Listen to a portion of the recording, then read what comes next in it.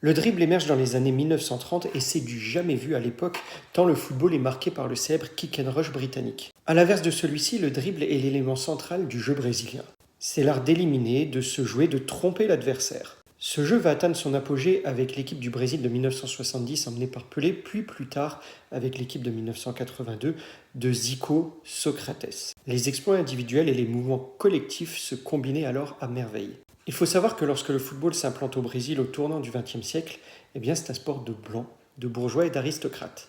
L'esclavagisme a été aboli, mais le Brésil reste très marqué par la ségrégation raciale. L'élite blanche considère le métissage comme une punition. Aucun joueur noir n'est alors toléré dans les grandes équipes brésiliennes. Pour échapper à ce fait, aux insultes et aux coups, certains n'hésitent pas à se travestir, s'enduire la peau de poudre de riz ou encore se lisser les cheveux.